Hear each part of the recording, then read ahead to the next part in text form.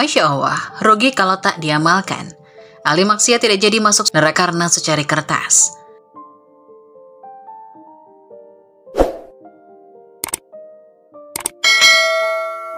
Neraka disiapkan untuk orang-orang yang membangkang terhadap Allah. Di dalamnya terhadap kengerian-kengerian siksaan yang telah Allah Subhanahu wa Ta'ala siapkan untuk orang-orang yang durhaka dan maksiat kepadanya. Tentunya orang-orang yang dimasukkan ke neraka itu adalah yang amalan buruknya lebih banyak daripada amalan baiknya. Namun ada beberapa kisah yang terbilang cukup mengharukan namun penuh hikmah. Dikutip Bondowoso Network dari kanal YouTube Lensa Aswaja, berikut tentang orang yang tidak jadi masuk neraka karena secari kertas. Dari sahabat yang bernama Ka'ab radhiyallahu anhu pernah bercerita, ketika hari kiamat telah ditegakkan, Nabi Adam alaihissalam melihat seseorang dari umat Nabi Muhammad SAW yang diseret menuju neraka. Kemudian Nabi Adam alaihissalam segera memanggil Rasulullah, "Wahai Muhammad." Maka Rasulullah SAW segera menjawab, "Selamat datang wahai Bapak semua manusia." Kemudian Nabi Adam berkata, "Sesungguhnya ada seseorang dari umatmu yang diseret menuju neraka." Mendengar apa yang diberitahukan oleh Nabi Adam itu, maka Rasulullah segera bergegas untuk memberi pertolongan kepada umatnya tersebut. Lalu Nabi Adam menunjukkan tempat di mana orang tersebut diseret menuju neraka, sedang Rasulullah mengikutinya dari belakang. Setelah menemukannya, kemudian Rasulullah berkata kepada malaikat yang sedang menyeret umatnya tersebut, "Wahai malaikat Tuhanku, hentikan." Lalu para malaikat tersebut berkata, "Wahai Muhammad, apakah engkau tidak membaca ayat Allah di dalam hak kami? Mereka para malaikat tidak mendurhakai apa yang Allah perintahkan kepada mereka dan melaksanakan apa yang diperintahkan." Quran Surat At-Tahrim ayat 6. Kemudian terdengar suara seruan, "Patuhilah Muhammad." Lalu Rasulullah SAW berkata, "Kembalikanlah ia ke timbangan, kemudian timbanglah lagi amal perbuatannya." Lantas malaikat pun menimbang kembali amal perbuatan orang itu. Ternyata seperti hasil timbangan yang pertama, amal buruk orang itu lebih berat dari amal baiknya. Kemudian Rasulullah SAW mengambil secari kertas dari dalam sakunya dan kemudian Rasulullah meletakkan secari kertas tersebut di atas timbangan amal baik orang itu. Lalu seketika itu pula, amal buruk yang tadinya lebih berat dari amalnya kini berbalik menjadi lebih ringan. Kini amal kebaikan orang itu lebih berat dari amal buruknya, sehingga ia lebih bahagia dan berkata, "Demi ayah dan ibuku, siapakah engkau?" Maka Rasulullah SAW menjawab, "Aku adalah Muhammad."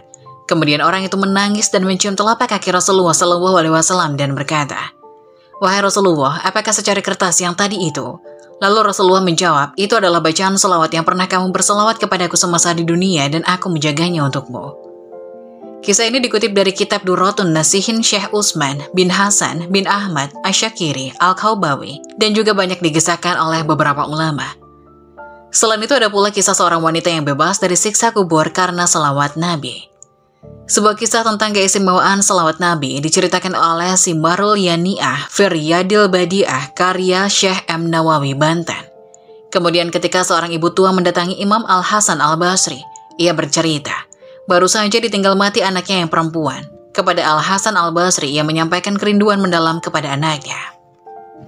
"Saya merasa kehilangan, saya ingin mengetahui keadaan si anak, saya ingin berjumpa dengan putri saya meski dalam mimpi," katanya.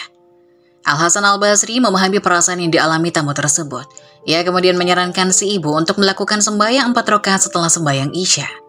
Bacalah surat Al-Hakumut Takasur sekali setiap rakaat setelah pembacaan surat Al-Fatihah. Lalu berbaringlah, bacalah selawat Nabi hingga kau tertidur, ujar cendekiawan Muslim tersebut. Perempuan itu mendengarkan baik-baik fatwa Al-Hasan Al-Basri. Ia segera pulang dan menjalankan fatwa tersebut. Terjadilah apa yang dikehendaki si ibu. Ia dapat berjumpa dengan anak perempuannya yang telah meninggal.